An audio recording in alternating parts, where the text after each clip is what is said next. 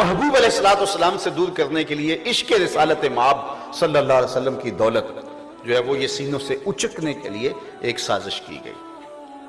اللہ اکبر۔ اب مرزا قادیانی کھڑا ہوا، بہاؤاللہ کھڑا ہوا، اور ایسی تحریکوں کی نشأت ہوئی جس میں حضور علیہ السلام کے حوالے سے، حضور علیہ السلام کی محبت کے حوالے سے کمزوری لانے کی کوشش کی جائے اور آقا کریم سے لوگوں کو دور کر دیا جائے۔ اللہ اکبر۔ لیکن اللہ اپنے دین کا خود محافظ ہے۔ مرزا قادیانی اگر حضور علیہ السلام کے لائے ہوئے دین کو توڑنا چاہتا تھا، لیکن اللہ جل شانہ نے پیر مہر علی شاہ کو بھی بھیجا،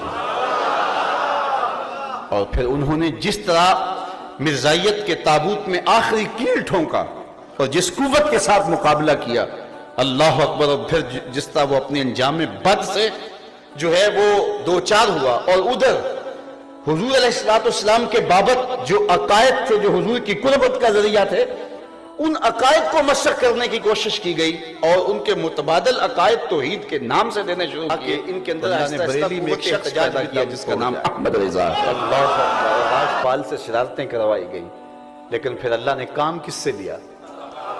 یہ اللہ کا انتخاب ہے، یہ اس کا انتخاب ہے، وہ جس سے چاہے کام لے لے۔ اور پھر وہ علم الدین جسے جانتا کوئی نہیں تھا۔ اللہ اکبر۔ تھوڑی دیر قبل وہ لوہار والی دکان پہ ٹھک ٹھک کر رہا تھا، پھر چند لمحے گزرے، کروڑوں سینوں میں دھک دھک کر رہا تھا۔ وہ لمحے ہمیں نہیں بھولتے، وہ گھڑیاں ہمیں نہیں بھولتی جب حضرت امیر ملت جنازے میں سر جھکائے چل رہے تھے۔ وہ میڈیا کا زمانہ نہیں تھا، 6 لاکھ لوگ اس فقیر کے جنازے میں تھے۔ اس زمانے میں 6 لاکھ لوگ اس فقیر کے جنازے میں تھے۔ امیر ملت علیہ رحمہ بھی گردن جھکائے چل رہے تھے۔ پھر آپ نے ایک تاریخی جملہ کہا جو تاریخ کے ریکارڈ پہ ہے۔ آپ نے کہا، لوگوں میں نے بڑے بڑے بادشاہوں کی کہانیاں پڑھی ہیں، میرے دل میں کبھی امنگ نہیں جاگی کہ فلاں بادشاہ میں ہوتا، فقیر خود شہنشاہ ہوتا ہے۔ کہا، میں بڑے بڑے پہلوانوں کے قصے پڑھے ہیں، اس زمانے میں پہلوانی کا بھی شوق لوگوں کو تھا، لیکن میرے دل میں کبھی یہ امنگ بھی نہیں جاگی کہ فلاں پہلوان میں ہوتا۔ پھر فرمانے لگے، ہاں ہاں، میں نے بڑے بڑے ولیوں کے قصے پڑھے ہیں، میرے دل میں یہ تمنا بھی پیدا نہیں ہوئی کہ فلاں ولی میں ہوتا، لیکن پتہ نہیں آج میرے دل میں کیوں رہ رہ کے خیال آ رہا ہے کہ آج اس چارپائی پہ میں ہوتا۔ چوتھی بات جو اس امت کو مرنے نہیں دیتی وہ جہاد ہے۔ لوگ تو موت سے ڈرتے ہیں، لیکن ان کی مائیں جہاد کی لوری دیتی ہیں۔ جب لاشیں گئی نا وہاں امریکہ میں، افغانستان سے، تو ان کی بیویاں توازن کھو بیٹھی، ان کی مائیں توازن کھو بیٹھی، لیکن یہ کیسے لوگ ہیں جب بیٹے کی لاش آتی ہے تو ماں کا چہرہ کھل اٹھتا ہے کہ میرا بیٹا شہادت مرنے دی۔ تو 4 چیزیں ہیں، اگر ان سے ختم کی جائیں تو نتیجہ کیا ہوگا کہ یہ قابل تسخیر ہو جائیں گے۔ ان کا یہ جو ٹوٹتے نہیں ہیں، تو یہ 4 چیزیں ان کی ختم کی جائیں۔ یہ سال ہا سال کی محنت کے بعد یہ رپورٹ تیار کی گئی۔ اب بہاؤاللہ کو کھڑا کیا گیا ایران سے، اس کی ڈیوٹی کیا تھی؟ ٹاسک کیا دیا گیا اس کو ٹاسک یہ دیا گیا کہ حج کا خاتمہ کرنا ہے، اور اس نے جگہ جگہ کعبۃ اللہ کے ماڈل بنائے اور کہا کہ اتنا لمبا سفر کاٹ کے جاتے ہو، یہی گھوم لیا کرو تاکہ مرکزیت ختم ہو جائے۔ بہاؤاللہ کو وہاں کھڑا کیا، اور قادیان کے اندر مرزا قادیانی کو کھڑا کیا گیا، اور اس کو ٹاسک یہ دیا گیا کہ جہاد کے خاتمے کی بات کرنی۔ خود کہتا ہے، ممانعت جہاد میں میں نے اتنی کتابیں لکھی ہیں اور اطراف و اکناف عالم میں پھیلائی ہیں کہ ان کو جمع کیا جائے تو 50 الماریاں بھر جائیں۔ اس نے اتنا لٹریچر لکھا اور کہا کہ یہ قلم کا زمانہ ہے، جہاد کا زمانہ نہیں ہے، لہٰذا اب جہاد کا نام چھوڑ دو، میں آ گیا ہوں اور اب قلم کا زمانہ ہے، اب جہاد کی بات نہیں ہوگی۔ اور برطانوی گورنمنٹ سے اس نے جو ہے وہ وفا کی بات کی، اس لیے کہ بر صغیر پاک و ہند میں حکومت چینی تھی انہوں نے مسلمانوں سے، اس لیے انہیں ڈر بھی مسلمانوں سے تھا۔ ہندو تو پہلے بھی غلام تھے، پہلے وہ مسلمانوں کے غلام تھے، اب وہ انگریزوں کے غلام ہو گئے۔ وہ کہتا ہے بیل چوری ہو گیا تھا، تو کسی نے بیل سے پوچھا تو چوری ہو گیا، انہوں نے کہا میں تو پٹھے کھانے پامے تو کھاما پامے تو وہ پہلے مسلمانوں کے غلام تھے، اب انگریزوں کے غلام ہو گئے، ان کو تو کوئی مسئلہ نہیں تھا، تو ڈر تھا مسلمانوں سے۔ فروغ یاد میں خاکی سے انجم سہ میں جاتے ہیں، یہ ٹوٹا ہوا تارا مہے کامل نہ ہو جائے، تو ڈر ان سے تھا۔ تو کہا جہاد کا جذبہ ختم کیا جائے، چونکہ انہوں نے دیکھا تھا 1857 کی جنگ آزادی میں کہ پھانسی گھاٹوں کی طرح لوگ جھومتے ہوئے چلے جا رہے تھے۔ اللہ اکبر۔ تو کہا ان کا جذبہ جہاد ختم کیا جائے، تو مرزا قادیانی کو کھڑا کیا گیا۔ تو یہ کام تھا اس کا جہاد کی ممانعت کے لیے، اور اس کو سپورٹ کیا گیا۔ اور پھر تیسری بات، حضور کا عشق سینوں سے نکالا جائے، یہ ان کے لیے بڑا مشکل کام تھا۔ اب اس کے لیے کیا کیا جائے؟ اللہ اکبر۔ اب میں اس پر بہت لمبی گفتگو ہے، لیکن میں صرف ایک بات کی طرف آپ کو اشارہ کرنا چاہوں گا، اور وہ کہانی آپ کے لیے سمجھنے میں دقت نہیں ہوگی۔ ہر وہ راستہ جو حضور کی محبت کی طرف جاتا تھا، اس راستے کے آگے بیریئر رکھ دیے گئے۔ تو یہ پہلی بار ہوا۔ علماء سے پوچھئے، معتزلہ بھی آئے، انہوں نے بھی اختلاف کیا، لیکن ان کا اختلاف ذات رسالت مآب کے حوالے سے نہیں تھا۔ خلق قرآن کا مسئلہ اٹھا، گناہ کبیرہ کا مرتکب کافر ہے یا مومن ہے، یہ مسئلہ اٹھا، حرام رزق کہلائے گا یا نہیں کہلائے گا، اس طرح کے کلامی مسائل پہ بات ہے۔ مرجی آئے، لا ادری آئے، اندیا آئے، کتنے لوگ آئے، باطنی فرقہ اٹھا، کتنے لوگ اٹھے، لیکن کبھی ایسا نہیں ہوا تھا کہ ذات رسالت مآب صلی اللہ علیہ وسلم پہ بات ہوئی ہو۔ اور جب عشق رسول کی دولت سینوں سے چھیننے کی بات آئی، تو پھر یہ فیصلہ کیا کہ ہر وہ راستہ جو حضور کی طرف جاتا ہے اس کو بند کیا جائے۔ اب عقیدہ شفاعت پر اوہام پیدا کیے گئے، تاکہ یہ عقیدہ مسلمانوں کو حضور کے نیڑے کرتا ہے۔ توسل کا راستہ روکا گیا کہ آقا کا وسیلہ لے کے دعا مانگو تو کرم تو بالا ہوتا ہے، اور امت کو حضور سے محبت پیدا ہوتی ہے، یہ راستہ روک دیا جائے۔ حیات طیبہ، حضور کی مبارک زندگی، یہ امت کو حضور سے جوڑنے کا ذریعہ ہے۔ اس میں جو ہے وہ وہم پیدا کر دو اور اس عقیدے کو بدلنے کی کوشش کرو، یہ عقیدہ حضور علیہ السلام کے قریب کرتا ہے۔ استغاثہ، توسل، ندا، یہ وہ ساری چیزیں تھیں جو حضور علیہ السلام کے قریب کرتی تھی۔ اللہ اکبر۔ لیکن یہ پھر ایک منصوبہ تراشا گیا۔ وہ جو بدماش تھا، کیا نام اس کا، مسٹر ہیمفر، جو 4000 جاسوس کے ساتھ سلطنت عثمانیہ کو توڑنے کے ٹاسک پر آیا تھا، اس کی یادداشتیں اب مرتب اور اس چھپ بھی گئی ہیں، اس کے کچھ چیپٹر چھپ بھی گئے ہیں۔ وہ کہتا ہے مجھے 16-17 پوائنٹس پہ کام کرنے پر کہا گیا، اس امت کو توڑنے کے لیے اور سلطنت عثمانیہ کو کمزور کرنے کے لیے۔ اور ان میں سے بہت ساری باتیں، بلکہ وہ ایک دلچسپ بات لکھتا ہے کہ جب میں عربی سیکھنے کے لیے اس زمانے کے ایک شیخ کے پاس گیا، اور میرا مقصد یہ تھا عربی سیکھ کر کے میں اثر و نفوذ حاصل کروں اور پھر کچھ لوگوں کو ورغلا سکوں گا، کہتا ہے میں گیا تو عربی سیکھنے تھا، لیکن وہ شخص اتنا میٹھا تھا اور اس کے لہجے میں اس قدر دین کا رس تھا کہ میں تو اپنا دین بدل کے مسلمان ہونے لگا۔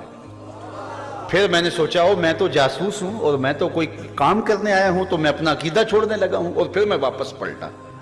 تو کہتا ہے ہمیں جو ٹاسک دیا گیا تھا ان میں سے ایک یہ تھا کہ جعلی سادات پیدا کیے جائیں۔ یہ بھی ایک تھا، کچھ لوگوں کو کھڑا کیا جائے، ان کو سید بنا کر کے پیش کر دے۔ اس کا کیا مطلب ہوگا؟ ظاہر ہے کہ لوگوں کی عقیدت ان سے وابستہ ہوگی، اور جو جعلی ہوگا تو وہ ایسے کام کرے گا کہ ایسی بدکرداریاں اس کے سامنے آئیں گی کہ لوگ پھر ان سے بدزن ہو کے دین سے بدزن ہوں گے۔ اس علماء کے خلاف اس نے مہم کی بات کی، بہت سارے عنوان سے اس نے 16-17 پوائنٹس پہ اس میں کیا، اور سلطنت عثمانیہ کو توڑ کے مختلف حصوں بخروں کے اندر جو ہے کرنے کے لیے اس کا ایک بنیادی کردار تھا۔ اور پھر انہوں نے، ان کے قلم جب چلتا تھا تو لاشیں تڑپ تڑپ کے گرتی تھی، اللہ نے وہ قوت دی، توانائی دی۔ اور پھر ایک سازش اس زمانے میں کی گئی کہ تسلسل محبوب علیہ السلام سے دور کرنے کے لیے عشق رسالت مآب صلی اللہ علیہ وسلم کی دولت جو ہے وہ یہ سینوں سے اچکنے کے لیے ایک سازش کی گئی۔ اللہ اکبر۔ اب مرزا قادیانی کھڑا ہوا، بہاؤاللہ کھڑا ہوا، اور ایسی تحریکوں کی نشأت ہوئی جس میں حضور علیہ السلام کے حوالے سے، حضور علیہ السلام کی محبت کے حوالے سے کمزوری لانے کی کوشش کی جائے اور آقا کریم سے لوگوں کو دور کر دیا جائے۔ اللہ اکبر۔ لیکن اللہ اپنے دین کا خود محافظ ہے۔ مرزا قادیانی اگر حضور علیہ السلام کے لائے ہوئے دین کو توڑنا چاہتا تھا، لیکن اللہ جل شانہ نے پیر مہر علی شاہ کو بھی بھیجا، اور پھر انہوں نے جس طرح مرزائیت کے تابوت میں آخری کیل ٹھونکا اور جس قوت کے ساتھ مقابلہ کیا، اللہ اکبر. اور پھر جس طرح وہ اپنے انجام بد سے جو ہے وہ دو چار ہوا، اور ادھر حضور علیہ السلام کے بابت جو عقائد تھے، جو حضور کی قربت کا ذریعہ تھے، ان عقائد کو مسخ کرنے کی کوشش کی گئی اور ان کے متبادل عقائد توحید کے نام سے دینے شروع کیے. تو اللہ نے بریلی میں ایک شخص پیدا کیا جس کا نام احمد رضا ہے، تاکہ ان کے اندر آہستہ آہستہ قوت احتجاج بھی دم توڑ جائے. اللہ اکبر. راجپال سے شرارتیں کروائی گئی، لیکن پھر اللہ نے کام کس سے لیا؟ یہ اللہ کا انتخاب ہے، یہ اس کا انتخاب ہے. وہ جس سے چاہے کام لے لے. اور پھر وہ علم الدین جسے جانتا کوئی نہیں تھا. اللہ اکبر. تھوڑی دیر قبل وہ لوہار والی دکان پہ ٹھک ٹھک کر رہا تھا، پھر چند لمحے گزرے کروڑوں سینوں میں دھک دھک کر رہا تھا. وہ لمحے ہمیں نہیں بھولتے، وہ گھڑیاں ہمیں نہیں بھولتی جب حضرت امیر ملت جنازے میں سر جھکائے چل رہے تھے. وہ میڈیا کا زمانہ نہیں تھا. 6 لاکھ لوگ اس فقیر کے جنازے میں تھے. اس زمانے میں 6 لاکھ لوگ اس فقیر کے جنازے میں تھے. امیر ملت علیہ رحمہ بھی گردن جھکائے چل رہے تھے. پھر آپ نے ایک تاریخی جملہ کہا جو تاریخ کے ریکارڈ پہ ہے.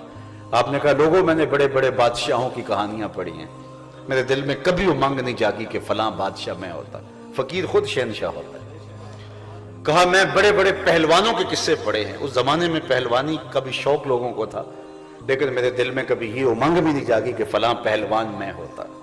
پھر فرمانے لگے، ہاں میں نے بڑے بڑے ولیوں کے قصے پڑھے ہیں، میرے دل میں یہ تمنا بھی پیدا نہیں ہوئی کہ فلاں ولی میں ہوتا، لیکن پتہ نہیں آج میرے دل میں کیوں رہ کے خیال آ رہا ہے کہ آج اس چارپائی پہ میں ہوتا.